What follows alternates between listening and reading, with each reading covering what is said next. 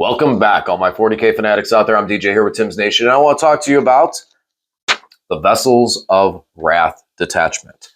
So, I like this detachment a lot for a couple reasons. One, anyone who's played the game Hollow Knight and played it deep into the lore of the game knows that a lot of late into the game, we talk a lot about vessels, and I won't spoiler it too much in case someone is playing it, which it's a very I love the story with this game, so I'll just keep it vague. There's a lot based on the fact of creating a hollow vessel that is just literally a hollow shell, no emotions, no thoughts, just hollow in the sense of the name Hollow Knight.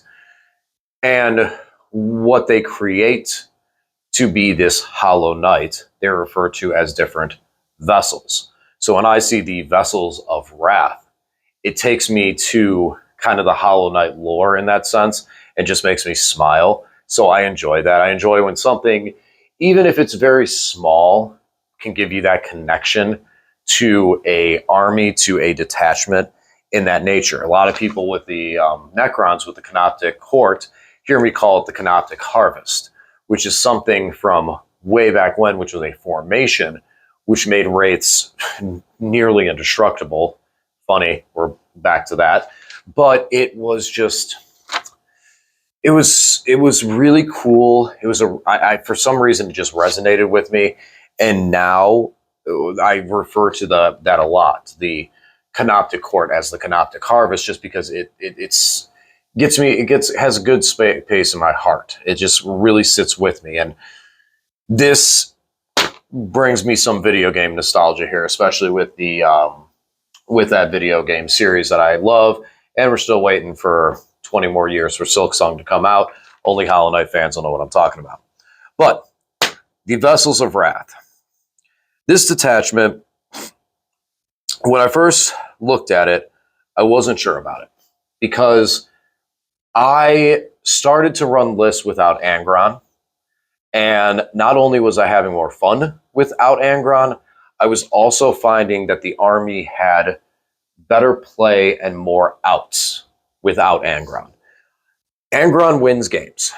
Angron, I mean, there is not a single thing, just make sure, there's not a single thing I can say about Angron not just absolutely winning games. How can you, when a 400-point model is destroyed and just comes back and can absolutely wreck, especially when, depending on if you go first or second, you can rapid ingress him and just then I mean, the combos are endless with it. And it just does kind of lead to a sense, which I've heard some players refer to this as, I didn't win with World Eaters, Angron won. And it does feel like that some ways. Or it feels like the opposite, where because Angron's gone, nothing else can get rolling. You don't have the reroll hits, you don't have the boosted move, and then also you're down a 400-point beat stick. So I started to run World Eaters without him, and I have, like I said, I feel like I have more outs because now I have an army that's based on its own synergies, not worrying about Angron, not worrying about the avatar or the icon of the army, and is able to play the game on a different level. And I've really enjoyed it a lot, especially after the last game. I've seen the similar results, just being able to play as a full-fledged army and invest those 400 points into things to play the game over the long spread of it and have more damage dealers on the field instead of one piece that's harder to hide. And I mean, if you lose at turn one and he doesn't come back, that's it. And then also at the same time, spending all those the blessings of corn dice to bring him back, and then not getting some of the blessings, and then losing the blessings for your army, and then just kind of weakening your army, all to invest on this model coming back. So with that, I started running the detachment without it. I love the +1 strength, +1 AP. I think it's or +1 attack. I think that's really good. And I was kind of intimidated losing that going into this detachment, even though a lot of things still have a lot of attacks. that was the kind of the part that I was like, ugh, I don't know about that for this Vessels of Wrath. I enjoyed the stratagem that after you destroy a unit, you can make a Blessings of Corn roll and get that other blessing. And I was like, okay, well, I'm getting the other blessing this way. So I'm losing it. And I was like, at first I looked at it like, well, I'm losing an ability that I'm losing a detachment rule for something I'm getting for a stratagem. And then I started looking at the stratagems and I go, yeah, these are decent, but a lot of them have very situational results. Everything except Meet with Force, which basically lets you blood surge with just about anything. World Eater's Infantry, World Eater Mounted, World Eater Demon Prince. So everything that's not a vehicle. So, and that was my initial impression. I'm like, all right, well, that's kind of a bummer. I looked at the enhancements. I saw some parallels with enhancements out of World Eaters already. You know, we can buff the strength and the damage and the AP on an enhancement. And we have the same. We got buffs on strength or the AP and damage on an enhancement as long as he's the vessel. You know, so there's that. And then we have one that we can move through walls. That one I liked a lot. I was like, okay, that's cool because I do like running a flying demon prince. So having a flying demon prince, I can just shoot through a wall. That's pretty cool. But then we go over to, but I still go on to the detachment rule and I go, but I had a stratagem to do it. After playing a game, I can tell you without a shadow of a doubt, that opinion was absolutely terrible. I could not have been more wrong. Yes, you have a strat and you can stack them. Yes, you have a strat and you can roll the dice and get an extra enhancement. And if you plan it out nicely, you know, you can not take Feel No Pain and then roll into it. And then you're fine. You know, just destroy one unit, do a blessing roll, and you're fine. What's the harm? This detachment, the amount of reliability behind blessings is insane. It's crazy. By far, way more than using that stratagem. Being able to look at it and go, okay, these 3 units are in a position to effectively really do damage this turn or do damage in an area this turn and have a high damage output, whether they're Berserkers, Demon Prince, 8-Bound, Exalted, whatever they may be. You go in and you're able to roll very easily into a bunch of different other blessings. And then if you want to advance and charge, those 3 units can, simply. If you want to trigger Fight on Death and you plan on putting these 3 bigger units into someone and they go, haha, here I am, hit me, I'll hit you back, you can. And you don't have to think about it. You roll into everything else. Like, you're like, okay, I want Feel No Pain. I want +2 move or early game. I want to spread out the table, get these guys in position to complete actions. And then these 3 units that are actually in position to fight, that are in a position to get across the field, now get those buffs. But they get them before the damage is done, which is critical because the stratagem, I have to get in combat and destroy something. So what happens with my opponent early game?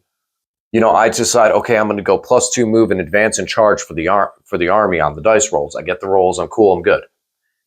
And then I charge, and then I don't destroy that unit. Or I charge, and I need to spend that 1 command point to get into combat to complete the charge. Now what do? Now I can't get that Feel No Pain. Now I'm getting beat up and I'm getting my army swept. Well, now what happens? That Feel No Pain is critical early on, early in the game. It really is. And I think a lot of World Eater players will agree is that in the early standpoints of the games, like turns 1 and 2, it's almost automatically where you go to, unless you're really in a position where you feel like, okay, I'm going to not take this because I'm going to do so much damage right now that my opponent's not going to recover. And I could see that being a scenario. We're very quick. We have a fast army. But 9 times out of 10, I feel like that Feel No Pain is going to be something we're sitting on turn 1 and 2. And the reliability around it with the Vessels of Wrath, the 3 units, and I keep saying 3 because of 2,000 points, and just being able to pick them and being able to just know into it, you're almost at a position where you don't even need to roll the dice. Yes, you're required to by game terms and everything like that. Yes. But you go into the turn and go, okay, what do I want? What two blessings do I want for the army? And then what do I want for the 3 units that I'm selecting? And once you determine those, when you roll the dice, it's just simple. It's very simple. It's so simple, and it's so reliable, and it just gives so much more strength. So I can say I was completely wrong. Yeah, +1 strength and +1 attack are great. They are. But if you're not in combat, +1 strength and +1 attack don't matter. If you're not getting the charge off, they don't matter. And if you're too far away, and if you're struggling because you went aggressive and now you don't have Feel No Pain, it makes so much more of a difference than I thought initially. Looking over the enhancements. So Arc Slaughterer, I really like. I like it on Demon Prince. Probably do really well on a Master of Executions as well. The +1, +1 AP and +1 damage. It's just cool. 25 points, a little expensive, so might not be in everyone's list at that sense, but I really like it on the Demon Prince because I feel like it pushes the Demon Prince over into that super heavy hitting column, being able to get to AP 3-4 damage. So I do like it a lot. Gateway of Glory, 10 points, absolutely amazing. You put it on it can go on mounted, but I'm looking at it on the Demon Prince. Just having a Demon Prince that's able to go Kool-Aid Man, crash through a wall, and still charge, that's huge. That's so good. The Avengers Crown, 2-up fight on death. I think that one's missable at 15 points. I still do. I felt like it before. I feel like it is now. Just because of the fact that I feel like the other 3 enhancements are so much better that one just isn't worth the time. I guess if you didn't have the points and you weren't taking the Arc Slaughterer and you had 15 points left over, you might consider it on something like your Corn Lord with Juggernaut. There is some people for it, so and a 2-up fight on death, guaranteed. But if you got the points, put them in something else. That's kind of where I'm thinking. It's like that one I feel like is missable. I would rather have the Arc Slaughterer at 25 points and then the Avengers Crown in my ways. Vox Diablos, I thought I was going to miss it. Destroy a unit, and on a 4-up you gain a CP. If the unit that destroyed the unit was Vessel of Wrath, you get +1 to that dice roll. So having that extra command points always seems like a good thing. And that's something that we don't have any way of reducing CP. We don't have any other way of gaining CP. So having that was like, oh, okay, yes, please, I'm going to take that. I don't feel like it's necessary now. I really don't. I could see if you're doing a fixed secondary World Eaters list, that might be a way that you try to gain that extra command points since you don't have cards to pitch. But even so, when I go through the stratagems and I look at all the the strat that we have available, the 6 of these, first things first, they're all 1 command point. And secondly, they all have restrictions and they're kind of timing that they're used. So I don't necessarily feel like I think you can run without it. It's not as necessary as it may seem. To me, I like Arc Slaughterer and Gateways of Glory the best. Gateways of Glory, I think, is the winner, my opinion. Let me know what you guys think and your games in the comments below. As far as the stratagems go, Aspire to Infamy. Corn Berserker or Jackal unit from your army that's within 8 inches of a World Eater character. A lot of stipulations there, but really easily. You got a lot of you kind of have characters in your army. Chances are the Berserker unit's probably even going to be led by a character. You get +1 strength, +1 AP in combat. Love it. Love it, love it, love it. So good for Jackals to give them that extra strength. Jackals, though, hit on 4, so that's kind of a little washy there. The only thing with this is Berserkers are strength 5. So unless you're going into things that are toughness 3 or toughness 5, +1 strength, and this isn't talking about the Eviscerators or anything like that, the +1 strength sometimes won't be necessary. +1 AP, maybe. You might really need that +1 AP to push through. But bulk volume of attacks, character-led unit, sometimes that 1 CP is not going to be as necessary. You're going to get into a position where it's just, you're not going to need the +1 strength, and the +1 AP is going to be meh, that you're not really going to need it. So, good stratagem, but not something that it's like every single turn you use. Plus, you can only use it on Berserkers and Jackals. So, if you're not running a lot of Berserkers, or this turn they're not fighting, or they're not in combat as much, you're not spending a CP on that strat. Overshadow by none. Reroll wounds into monster and vehicles. Again, if you're not fighting a monster or vehicle, not necessary. And at the same time, Karn is already giving you reroll once. Demon Princes typically hit like trucks. 1 command point does give you that extra push to have the reroll wounds to finish that off. But again, if you're not in a position or a turn where you're fighting against vehicles, it's situational. Now, it's not as situational as some things where you go like, oh, that's a situational strat that you need to be going into an army that's deep striking, 10-man squads on rapid ingress or heroic intervention for a squad that is exactly 6 inches. It's not that situational. It's not like these marginally situations. It is, are you fighting a vehicle or monster? Yes or no. If you're fighting an army that has a lot of vehicles and monsters, creatures, you may spend a 1 command point on this strat more frequently. And you may not spend one on +1 strength, +1 AP, because you're just going to reroll the wounds and go into that factor, because you may not get the strength kick you need to get away from wounding on 5s per se.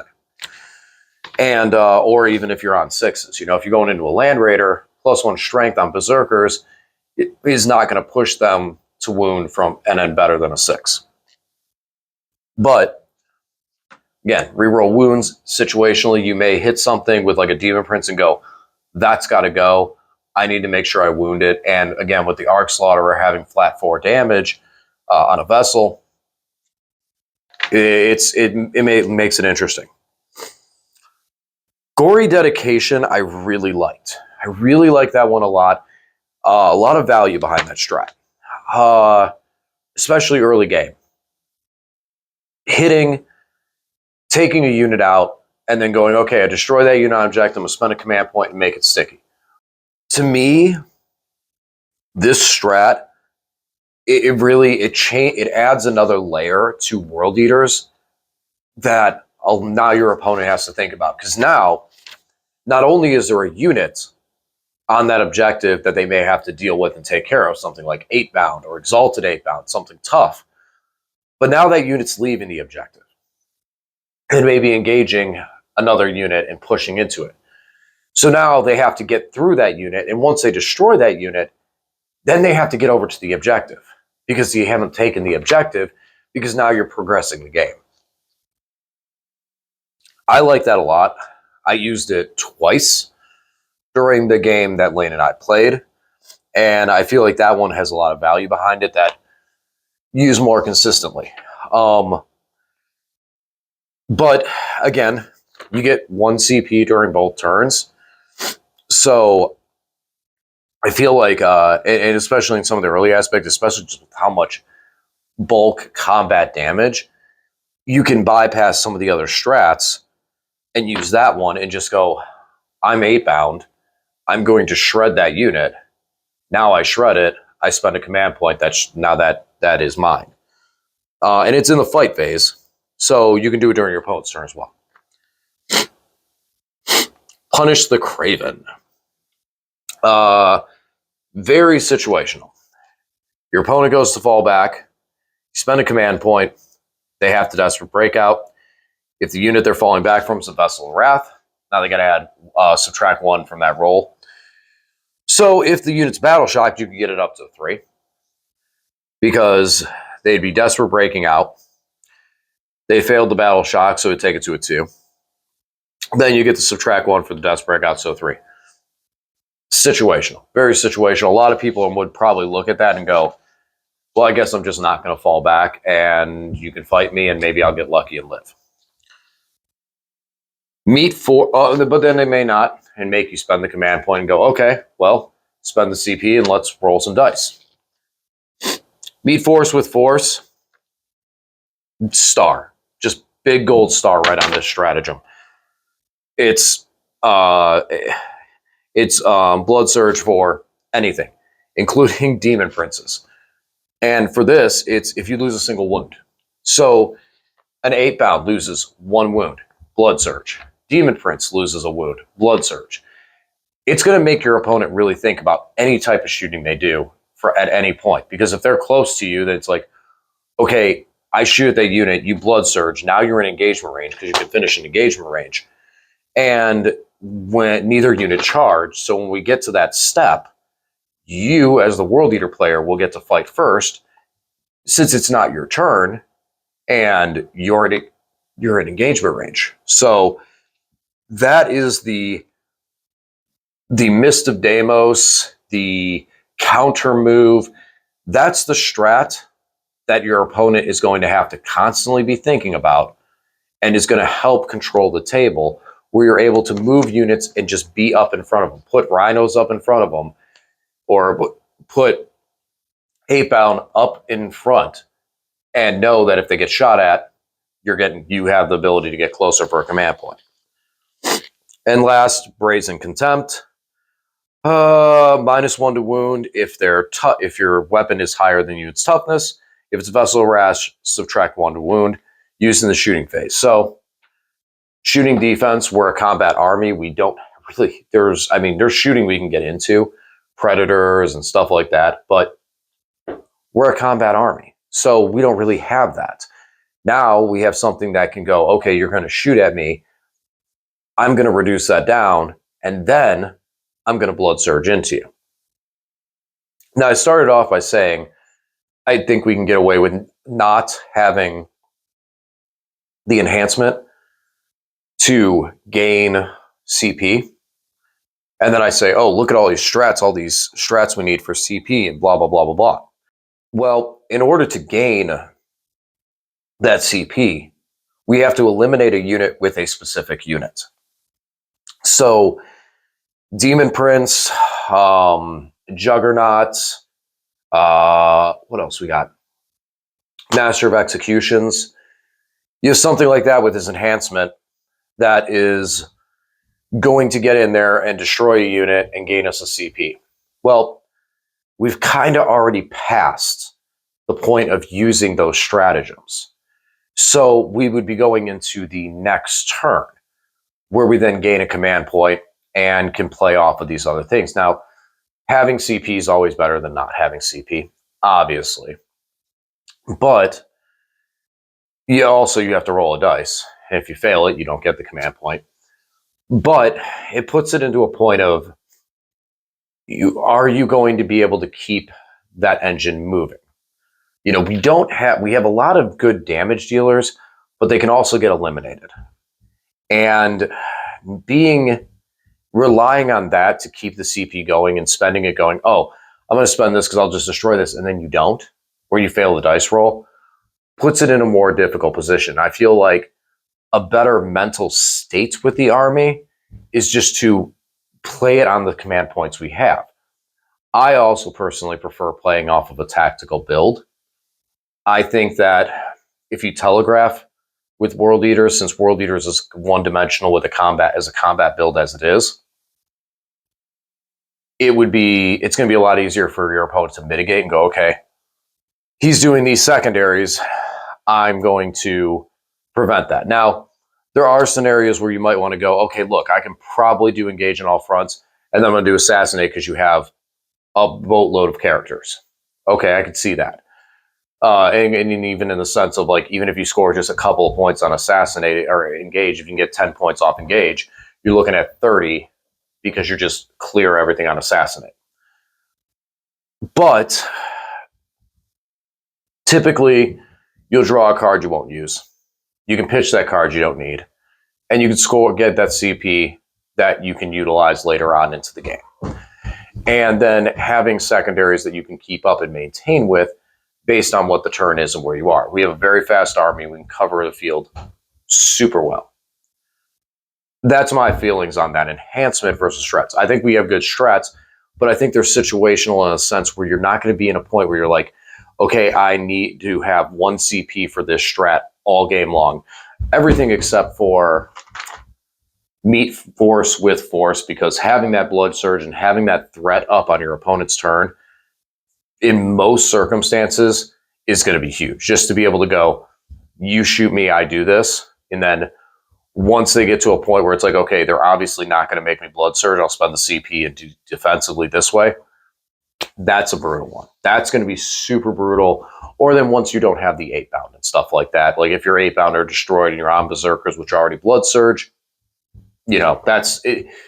That's where that situational aspect will be. But a lot of times people use that phrase situational and it means a negative, and it kind of comes off as like negative, like, oh, that's so situational, it's not good, that's so situational. It's like, these are situational. There are specific, by definition, you want to be in very specific situations to use them. However, these situations are more common than most. You will be in situations where spending a command point to gain not even the +1 strength, but the additional AP will matter. You will be in situations where you go into some vehicle units, and having that reroll to wound will matter. And again, using the strat to, after you eliminate a unit, sticky the objective, very, very nice, very nice. So their situations are more common. I feel like I'm at the point now that I've said situation and situational so much, the word almost just doesn't have meaning anymore. All right. Well, I think that's where we're going to cut it off. So honestly, with this detachment, my final vote is I feel this is stronger than the current detachment we have for World Eaters at this point, for World Eaters as it is. I feel Vessels of Wrath is stronger and more competitive than the current Index detachment. Let me know what you guys think in the comments section down below. All right, guys, as always, thanks for watching, and I'll talk to you again soon.